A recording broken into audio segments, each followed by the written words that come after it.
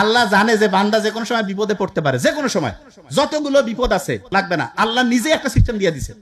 কি বিপদ? যে ভাই মন খুব খারাপ, খুব টেনশন, কিছু ভালো লাগে না, বুক ধরপড় করতেছে, খাওয়ার রুচি নাই, ঘুম আসে না, এই যে যত সমস্যা, কাউকে ডেকে কথা বলতে পারছি না, কিছু নাই, আলহামদুলিল্লাহ আল্লাহর কাছে শুকরিয়া আদায় করে সাথে সাথে হচ্ছে বুক ভরে শ্বাস নিব, শ্বাস ছাড়তে থাকবো, বুক ভরে শ্বাস নিব, শ্বাস ছাড়তে থাকবো। বিলিভ মি, যখন এই কাজটা করব শরীরের প্রত্যেকটা কোষ ঠিকভাবে অক্সিজেন পাবে। এবং তার চেয়ে অসাধারণ, আমাদের ফ্রেনিক নার্ভ বলে একটা নার্ভ আছে, সেই নার্ভটা শান্ত হয়। এবং নার্ভের একটা অসাধারণ বৈশিষ্ট্য, একটা নার্ভ যদি শান্ত হয় সে তার পাশেরটাকে, ওইটা তার পাশেরটাকে, ওইটা তার পাশেরটাকে, এরকম করে লক্ষ লক্ষ কোটি কোটি নার্ভ মুহূর্তের মধ্যে শান্ত হয়ে যাবে। বুক ধরপড় কমে গেল, খাওয়ার রুচি চলে আসলো, ভয় কেটে গেল, রাতের ঘুম ঠিক হইলো। আল্লাহর কাছে এসে বড় শুকরিয়া আর কি আছে? যার টাকা পয়সা সব আছে, ঘুম নাই, ওকে জিজ্ঞেস করো ভাই কি চাও, কবে আমি খালি ঘুম চাই, আমার টাকা পয়সা সব ধরে যাও। কিন্তু আমরা এটা দাম দেই না কেন? কারণ ফ্রি পাইছি। আল্লাহ সবচেয়ে দামি জিনিসগুলো আমাদের ফ্রি দিয়ে দিয়েছে। জাস্ট কাজটা কি? কাজটা হচ্ছে ওইটাকে সায়েন্টিফিক্যালি আমাদের ব্যবহার করতে হবে। সকালে ঘুম থেকে উঠে শুকরিয়া আদায় করলাম, তারপরে কি করলাম? খুব সহজ কাজ, বুক ভরে শ্বাস নিলাম, ছাড়লাম, তারপরে দাঁত ব্রাশ করি না।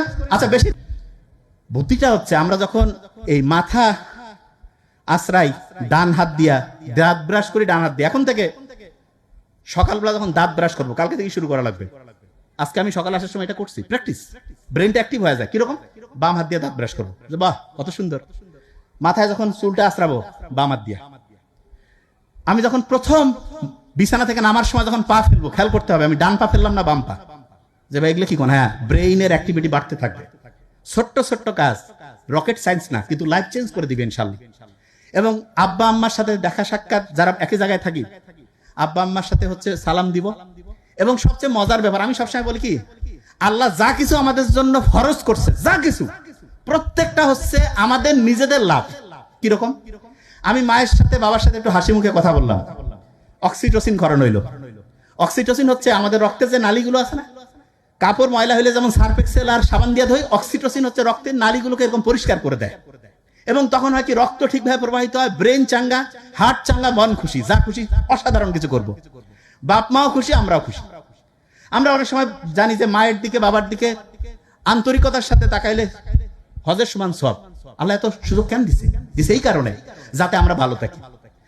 অন্যকে যদি আমি হেল্প করি, আল্লাহ খুশি হয়। অন্যকে হেল্প করলে ওই সময় অক্সিটোসিন ক্ষরণ হয়, হার্ট ভালো থাকে।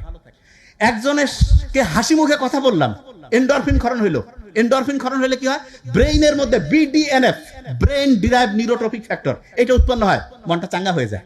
কি অসাধারণ! তার মানে ইসলাম যা কিছু ফরজ করছে প্রত্যেকটাই আমাদের শক্তিকে বাড়ায় দেয়, এনার্জি বাড়ায়, ব্রেইনের ক্যাপাসিটি বাড়ায়। আর যেগুলো নিষেধ করছে প্রত্যেকটাই আমাদের শক্তি কমায় দেয়, ধ্বংস করে। এখন থেকে ইসলাম মানবো, আল্লাহ তো খুশি হবেই, তার সাথে মানলে আমার উপকার হবে। আল্লাহ বলছে তুমি যদি আমার ইবাদত করো, আমার কিছু নাই, তোমার লাভ। তুমি যদি আল্লাহকে অস্বীকার করো, তাতে আমার কিছু নেই, তোমার ক্ষতি।